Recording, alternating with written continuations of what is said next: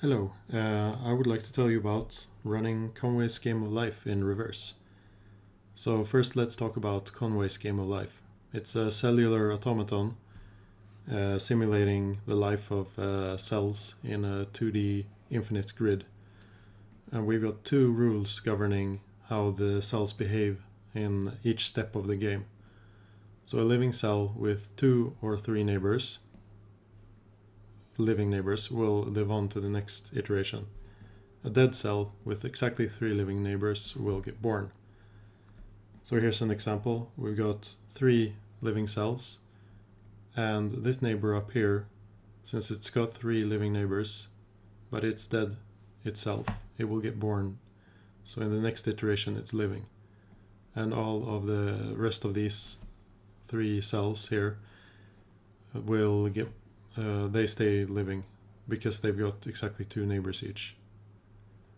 Alright, so running these rules forward is very simple computationally, but finding a predecessor state is difficult. There are even very many different predecessors for one given target state. Actually infinitely many, because we can keep on adding single living cells far away from any neighbor, and that would be an additional predecessor. So given if we have at least one predecessor, there are infinitely many. Anyway, there are ways to brute force this solution by just generating all the possible grids for some grid size, simulating them forward and checking if you've arrived at your target state. But that's infeasible because if we consider an m by n grid, then there are 2 to the m times n configurations for that grid. So given only a 10 by 10 grid, we would have entirely too many configurations to check. So a smarter method is needed, and this is what I came up with. It's not original by any means. I think this is quite the intuitive way you would do it if you want to do it with kind of a tree search method. Anyway, first start by generating all the possible 3x3 grids. So a 3x3 grid is the largest grid the smallest grid actually I should say. So it's the smallest grid that covers all of the neighborhood of a single cell. And there are 512 possibilities of configurations for a 3x3 grid. So that's easy to generate and search. And using these configurations, we simulate them one step forward and look at the resulting center cell. Is it living or is it dead? If it's living, then what we had was a living predecessor. So we put it in the living predecessor set. If the center cell is dead, we had a dead predecessor. So here's an example, a tile where we have just one living cell in the center. It will die because it's got no living neighbors. So that's a dead predecessor. Here's an example where we've got 3 cells. The center cell has 2 living neighbors, so it will continue living. Here's another example. This is a living predecessor because the center cell has 3 living neighbors. Although it's dead, it will get born in the next iteration. And this is another dead predecessor. So the center cell here has 4 living neighbors, and it does not qualify for getting born. It needs exactly 3 neighbors. So given that we've generated all of these possible tiles and categorized them in these sets, we can now look at our target, and we will iterate over the cells in the target.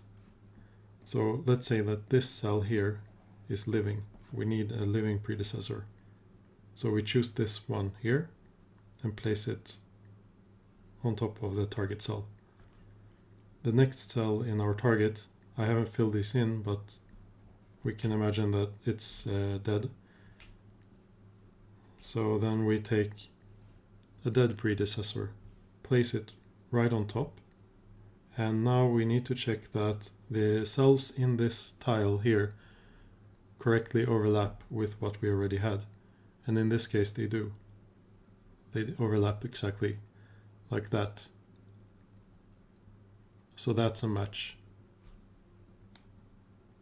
Now we continue, and let's say that we have another living cell down below that.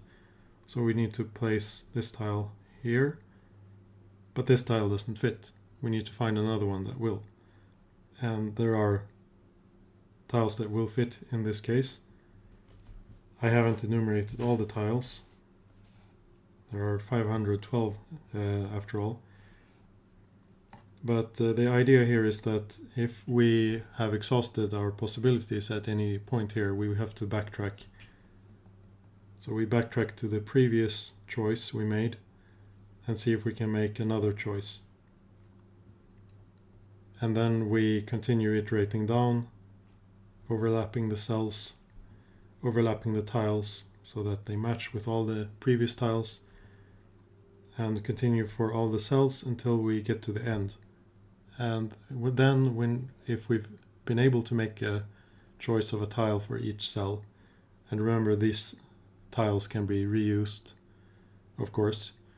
If we've chosen a tile for every cell, then we have a solution.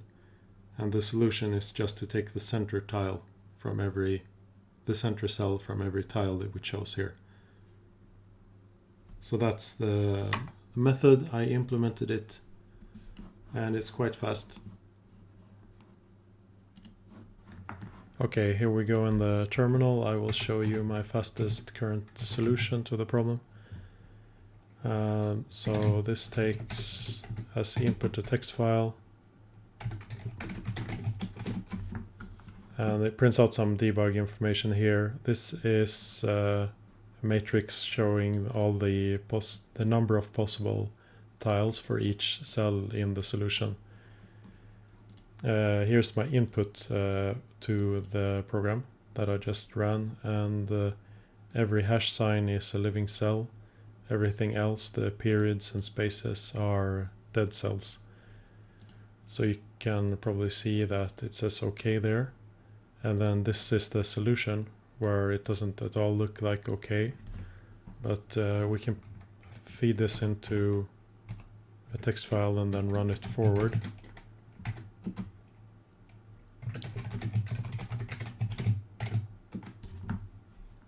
So now we run it forward, and on the first step there, it has the same shape as the input. So that just shows that the thing is working, but let's run it on a more interesting input. So this input here is this file, the text reverse rendered as ASCII. So this file takes a bit longer to run, and most of the time is spent in the setup phase, where I try to cull as many tiles as possible here, which can never be chosen because they aren't compatible with neighboring tiles. So it's probably easier to see if I show the first input here. Okay, so the corner tiles, they have two possible choices. The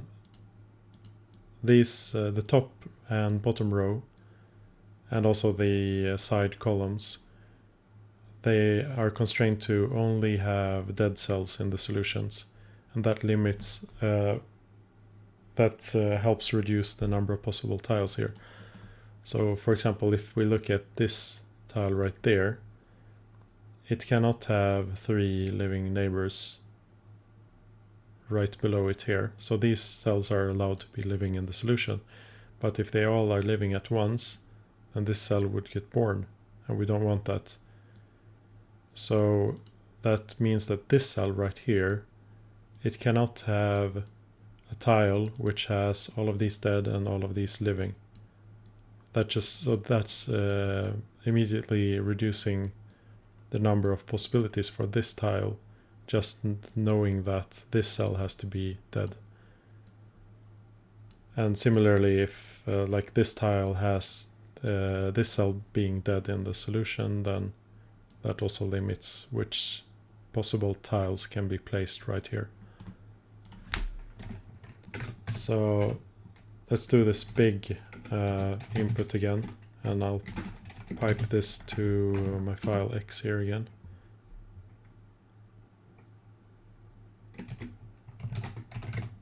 And then run this forward, and now it will say reverse there and continue going. Okay, good. So this is my code here. I'm just going to show a little bit of it. So we have the search function here, where I do the backtracking search. And there are very nice optimizations you can do here in C, since all these tiles that we enumerate are so small. They're 9 cells each. Each cell can be represented with 1 bit. So that's 9 bits. We can easily store that as a bit mask in a single integer in C. So that's what I do. I have, first of all, the S vector here, which is which choice out of all of the possible choices for a cell, which tile I chose. And then Q here is my bit mask for each cell.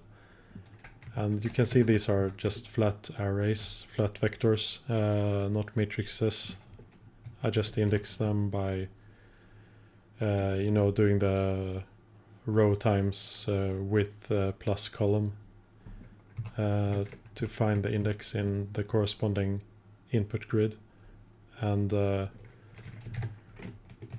so Q contains the bit mask for the tile that I've chosen for every previous choice that I've done so far in the search. And then for each next cell that I need to make a choice, I make a bit mask and compute all of the I make a bit mask that contains all of the overlapping cells, so all of the choices I've already made, which will constrain which choices I can make for the current cell. So when I iterate over the possible choices in the current cell, which is this loop here, this while loop, then I take my bit mask for the current choice or current possible choice, and then I mask it with the mask that I made here, and then check if the bits, if the cells exactly match all the previous choices that I made. And if that's the case, then I can choose this, make this choice here, and then break out of this loop that's searching for a choice, and then I continue my search. So that's how it works. And sometimes you have to do backtracking, and if you backtrack so far that you get to the initial state and then try to backtrack, that means that you've run out of possibilities entirely, and that's a so-called Garden of Eden state. That's a state in the game of life which has no predecessor. Yeah, so that's hopefully interesting to you.